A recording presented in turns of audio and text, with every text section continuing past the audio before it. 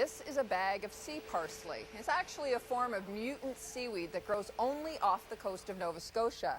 Now it's being cultivated and marketed by Ocean Products International, and the demand for it is, in fact, international.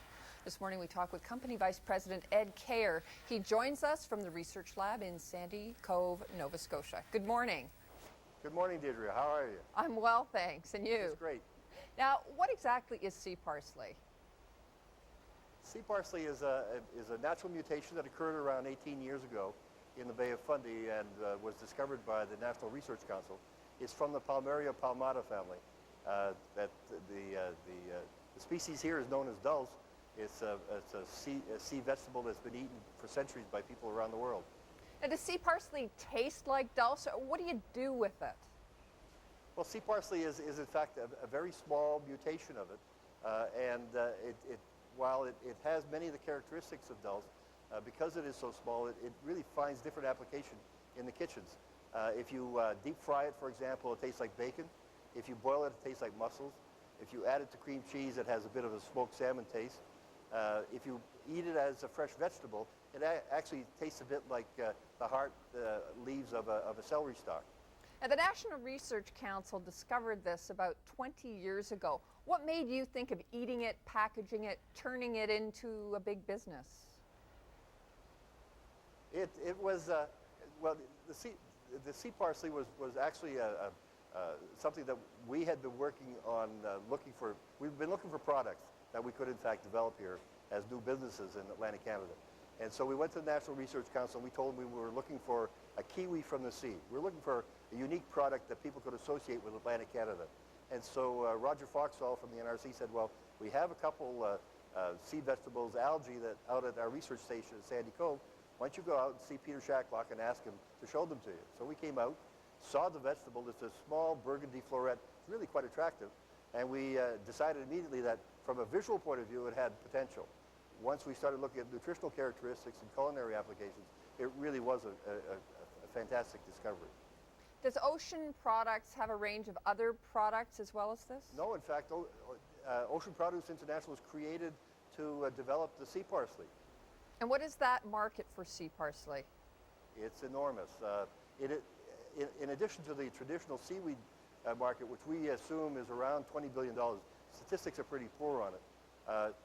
Sea parsley, because of its own characteristics, has applications as a vegetable, as an herb, as a flavor potentiator, in a variety of applications, so that if you look at the parsley market, for example, we could compete with it. If you look at it as a salad product, we can compete in that market. If you look at it in terms of its capabilities to heighten flavor, we can compete with other flavor enhancers. And what is your market? Is it international or is it mainly North American? The markets in North America, when we go looking for distributors, for example, we just came back from San Francisco, we were looking for distributors that would handle vegetables, we were looking for distributors that would handle seafood, we were looking for distributors that would handle Asian foods. And so it's a very diversified market. And do you sell in Asia directly? Yes, we do. We're selling both directly and indirectly. We're now working with a group out of Australia to develop a new product for Malaysia Airlines, which would be a vegetarian seafood dish, actually. How much does sea parsley cost, and does it generate enough revenue to help offset declining income from fishing?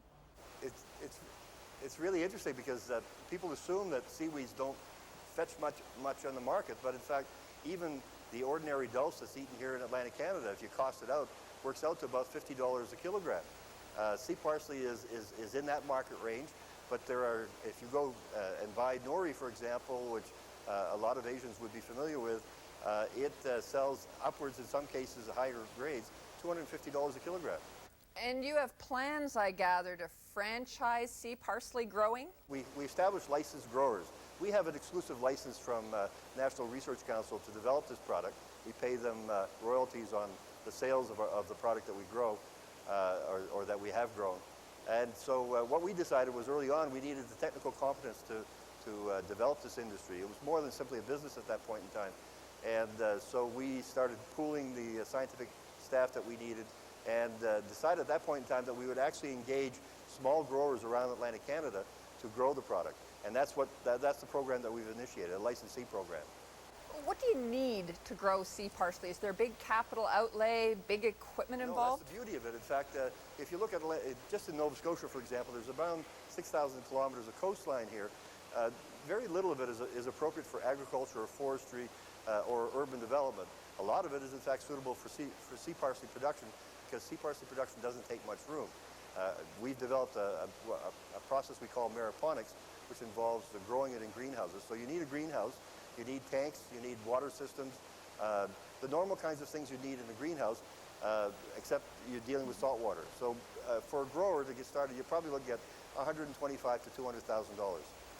And how many jobs has your company created so far, and what do you think the potential is? I haven't created very many. We've created probably a dozen jobs, but we expect over the next couple of years to create hundreds of jobs.